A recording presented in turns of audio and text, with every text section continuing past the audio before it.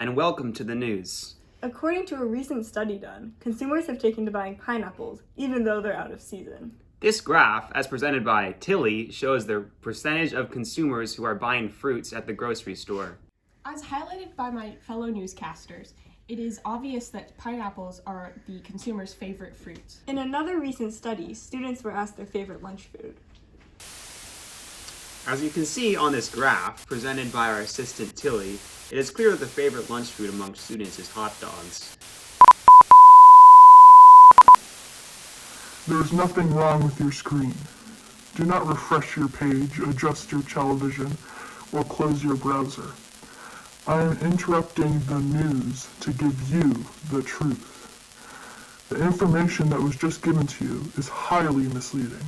They bastardized the truth and twisted it until they got the image they wanted from it. The story about consumers buying pineapple out of season is supported by a confusing and deceptive pie chart. The slices of the chart add up to more than 100%. Not only that, the pineapple slices disproportionately are larger than the others. All around, poorly executed and scaled. Not to mention, the whole news story was paid by Big Pineapple. This means there was definite bias in whatever study they performed and how they displayed the data. The next story, which is what it is, a fairy tale, is about students' favorite lunch food. They claim that the favorite food is hot dogs. This is nothing but a lie.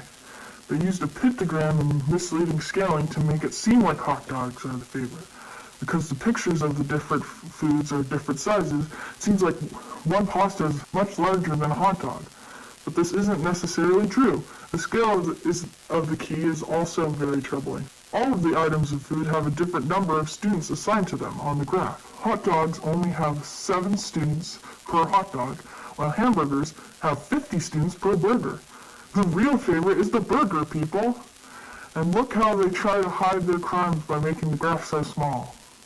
Only someone who sees the truth can detect that. Luckily, I am one of those people. We must look past their lies and deception. It's all over the news and the media, and I'm here to educate you. Another way they try to deceive you is through misleading scaling of axes. In this graph showing the average heights of women from different countries, it makes women from India seem tiny. This is because the y-axis starts at 5 foot 0 inches and not 0 foot 0 inches.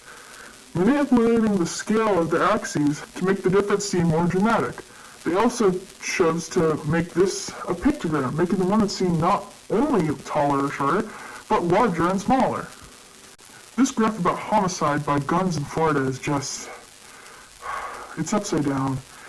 They're trying to trick you into thinking that murders have gone down after the Stand Your Ground law was introduced, when in reality there was a large spike after the law was enacted. The axis goes from 1,000 up to 0. You could flip this graph upside down and then read it like a manga from right to left, or you could flip and then mirror it and get the easy truth. Do you see how hard they try to trick you? And finally, one of the biggest betrayals I've ever experienced, the reason I went into vigilantism. I have no words. They tricked me! I ignored the asterisk. But there's often a fine print in life, my fellow skeptics. Don't trust them. Check the axes. Do your research. Look at the keys. Make sure it makes sense. Stay safe out there, my brothers, sisters, and anything in between. Keep questioning whatever information they try to spoon feed you.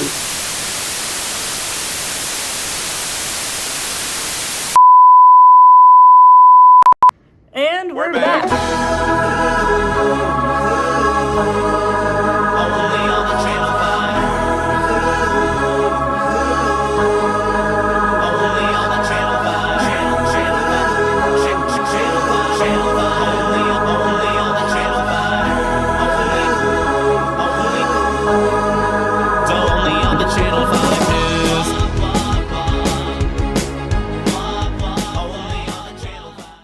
One take.